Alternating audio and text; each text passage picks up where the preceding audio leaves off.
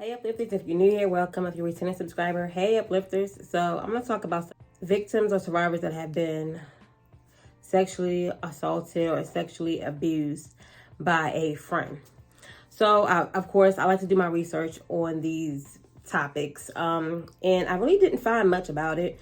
Of course, Google is my best friend, which is everybody else's, but it was just like how to help friends with when they're raped or something like that. It was like a whole bunch of that, like helping your friends, but they really didn't have that much on a friend or friends raping another friend. So I just want to throw that out there. So of course, I like to come with statistics. Sometimes perpetrators often know the victim. Cases reported to law enforcement, the little research that I did get out of it, or the little information that I did get, is cases reported to law enforcement, 93% of juvenile victims knew the perpetrator, 59% acquaintances, 34% family members, 7% strangers to victims. You can know and trust someone for a long time and they can become a different person, meaning like they could change seem like they change overnight, but we sometimes don't see or look at the red flags that come up along the way. I came across this one article that I really want to speak on and read a few lines from it. And they use the word acquaintances. So acquaintance could be a boss, a friend, a neighbor, like anyone. So acquaintance rape, which includes, of course, forced, manipulated, or coerced sexual contact. And here are some facts about acquaintance rape. It can happen anytime and any place. The rapist may be a date, neighbor, boss, colleague, delivery person, repair worker, spouse, or anyone else you know. A woman is 4 times more likely to be raped by an acquaintance than a stranger. Most acquaintance rape victims are age 15 to 24. 1 in 4 college women were victims of rape or attempted rape while they were students. 84% of them knew the rapist. 57% of the rapes happened during a date. Acquaintance rape is rarely reported to police. Less than 2% of acquaintance rape victims report the assault. 21% of women raped by strangers report the crime to police. And I just want to stop right there for a second. A lot of times people don't report a rape when it happens, especially when it's someone they know, because they don't want the person to get in trouble, even though it's not their fault. And the person should get in trouble for what they did, but the victim feels obligated to not report them. They're scared for their lives.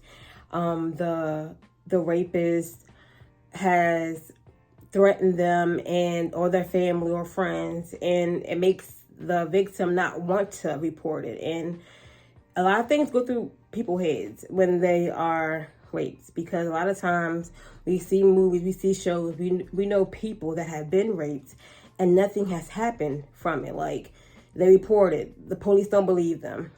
A lot of times people just feel like they won't be believed.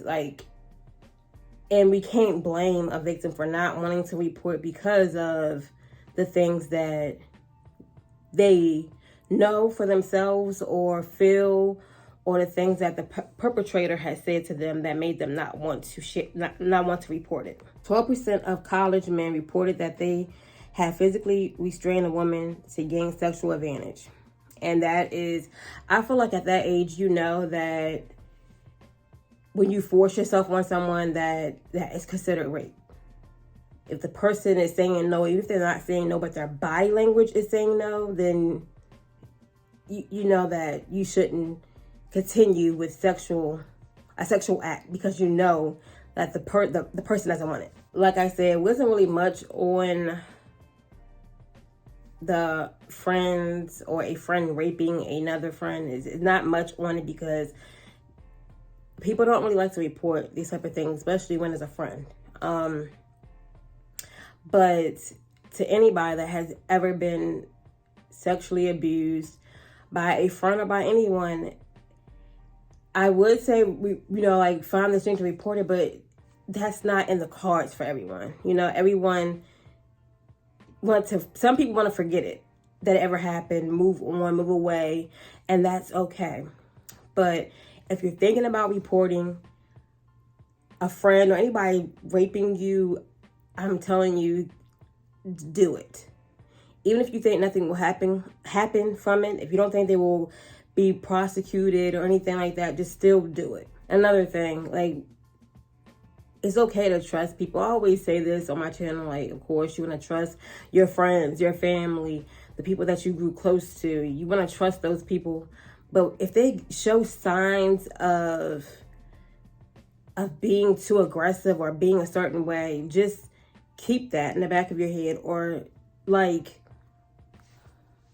I don't want to say stop being their friend or stop hanging around that person. But I'm saying is just be mindful. And of course, if you're a victim of sexual abuse, it's not your fault. I don't want to ramble. Thank you for watching. Make sure you like, comment, share, and subscribe.